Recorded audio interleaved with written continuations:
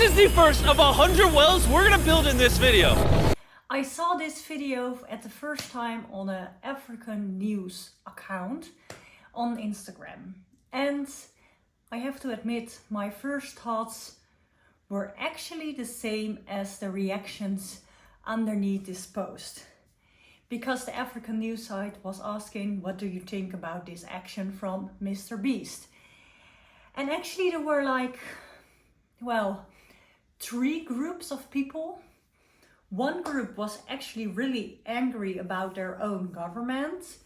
One group was really angry about the fact that it was a white man doing these things from America. And there was one group that was really happy about what he did. My first reaction was with the ones that were angry that it was a white man from America. But then I realized I judge a book by his cover, or in this case, I judge a video by the title. So I decided to watch the whole video on the YouTube channel from Mr. Beast and make an opinion about it.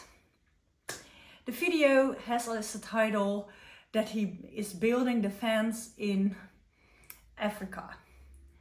Of course, this is making the stigma again that Africa is one country and not, of course, a great continent with lots of countries. But to be honest, in the world of YouTube and Instagram, TikTok, whatever, you need clickbaits. I always talk about my Ugandan boyfriend, but if I want to have more international followers, I would say my African boyfriend. Because African boyfriend sounds really tropical. Like, oh, you have an African boyfriend. And if you say Ugandan boyfriend, lots of people from Europe or America doesn't even know where it is, Uganda, so what do they care? But since most of my followers are from Uganda, of course I say my Ugandan boyfriend and not my African boyfriend. So yeah, African sounds is a really good clickbait. Then I start watching the video. And I have to admit, there were some things that I like about the video. Because what I liked was that in the video he names the countries where he goes to. He said, I go to Kenya. And what I also like is that he specified that he's going to a village in Kenya.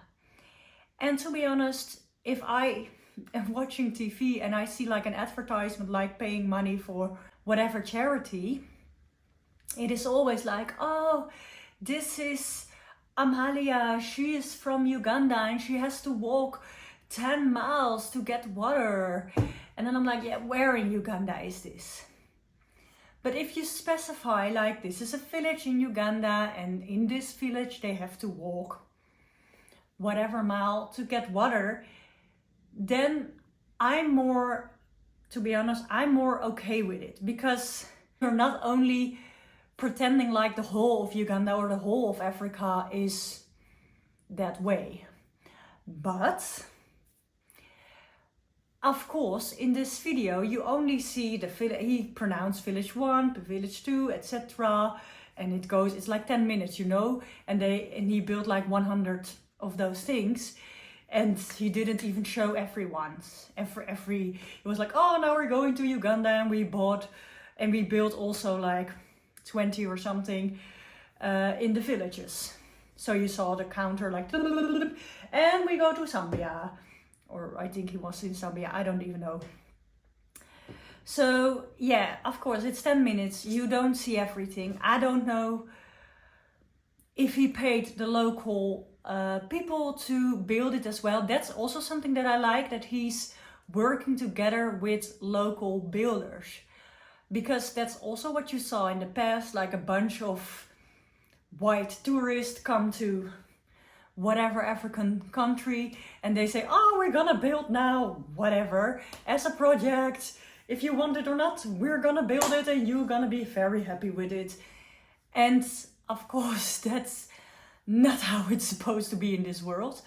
So that's something that I like about him, that he's working together with local builders. And of course, I don't know all the background, and I hope that he just paid the people for the work they delivered, because that would be normal.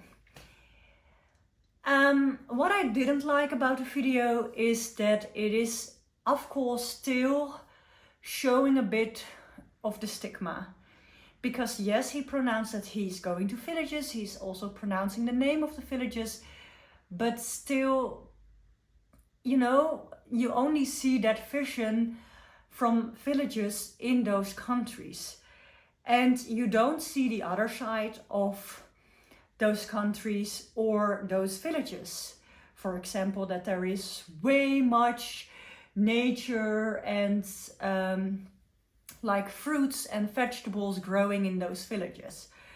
It is only going about drinking water in this case. And that's something that of course can keep the stigma like, oh, look at me, I am helping Africa. Look at me, how good I am. And like I said, of course it is also a YouTuber. He's filming everything and he's showing everything, and that's also something that I can understand that is not, yeah, it can be really giving the wrong vision of Africa again, or African countries. And if I would be like him, I would show also the other side. Like, hey, there are also maybe showing how many amazing projects there are already, maybe showing what the local people are already doing, maybe showing the rich neighborhoods, maybe showing other perspectives of those countries. And that's of course one thing I try to do as well, which in this case, Uganda. But if I had his money, I would do also good things for not only Uganda, but also for the Netherlands. See what local projects there are, invest in that, maybe work together with local people. That's always something that I would do, like working together with locals and see what I can do to help them.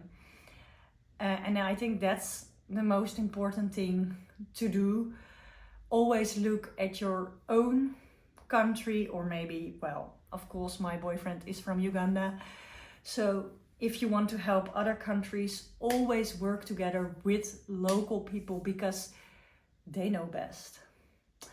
I am really curious what you thought about this video. Maybe you saw the video, maybe you didn't saw the video. What are your thoughts about it? I can totally understand if you are not happy about this video from Mr. Beast, or also maybe mine opinion. That's okay. I think what he is doing with his money is really good thing, and I hope that we can all work together to make the world a better place. And not only Africa, Asia, America, Europe. There are a lot of projects and people in need. So yeah, let's make the world a better place.